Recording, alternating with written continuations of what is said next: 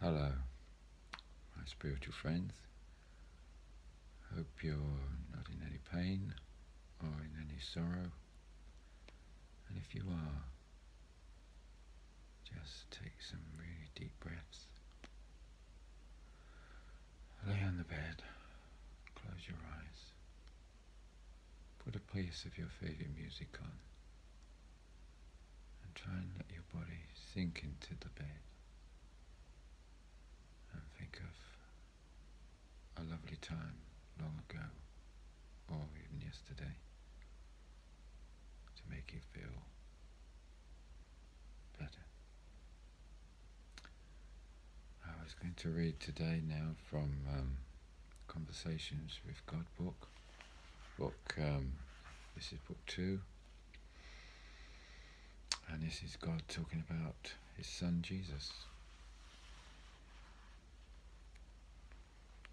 Jesus' great gift was that he saw everyone who they truly are. He refused to accept appearance. He refused to believe what others believed of themselves. He always had a higher thought, and he always invited others to it. Yet he also honored where others chose to be. He did not require them to accept his higher idea, merely held it out as an invitation. He dealt too with compassion, and if others chose to see themselves as being needing assistance, he did not reject them for their faulty assessment, but allowed them to love their reality.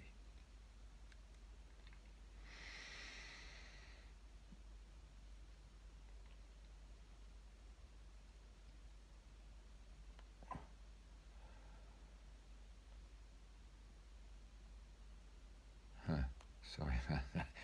I lost my spot then. So you can see this is live, no rehearsal. Sorry there. Right, and them to love their reality, and lovingly assisted them in playing out their choice.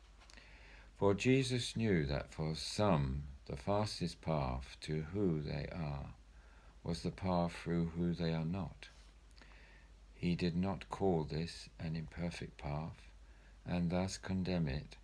Rather, he saw this too as perfect, and thus supported everyone in beginning just what they wanted to be.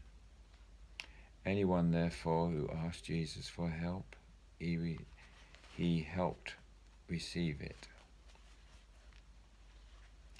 He denied no one, but was always careful to see that help he gave supported persons' full and honest desire. If others generally sought enlightenment, honestly expressing readiness to move to the next level, Jesus gave them the strength and the courage, the wisdom to do so. He held himself out, and rightly so, as an example, and encouraged people, if they could do nothing else, to have faith in him. He would not, he said, lead them astray.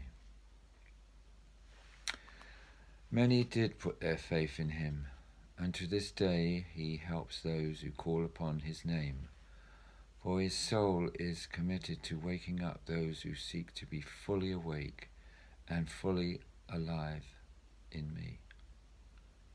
Yet Christ has mercy on those who did not. He therefore rejected self-righteousness, and as does his Father in heaven, made no judgments ever. Jesus' idea of perfect love was to grant all persons exactly the help they requested, after telling them the kind of help they could get. He never refused to help anyone, at least of all would he do so out of thought that you made your bed, now lying it. Yes, a lot of people say that, don't they, when they come across people on the street. They, when I tell people I like to give money to street people whenever I can, and I even go out my way to get change now, because using your touch card, you never have any change now, do we? So I always go out my way to get buy one coffee with a £10 note.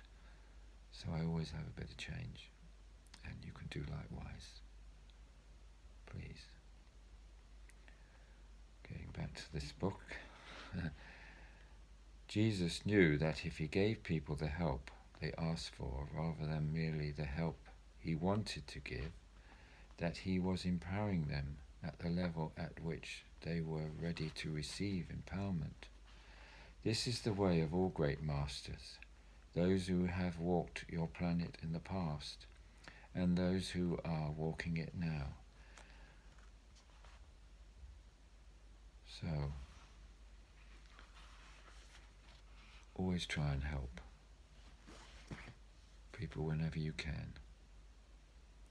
That's where the phrase of Jesus' famous phrase, love your neighbour as yourself, because you wouldn't want to be cold and hungry and in the gutter because you've had a row with your partner or your husband or your wife, or even your children are getting on top of you and you just had to leave because everybody wants a piece of you, maybe. So we all need help, and don't be judgmental.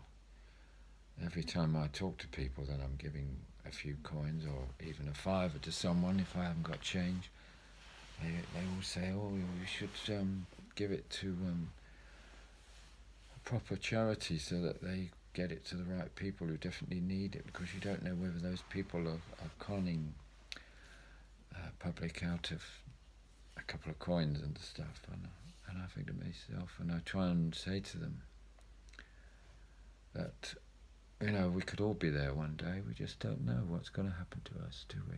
We can't see into the future, unless you're a wizard.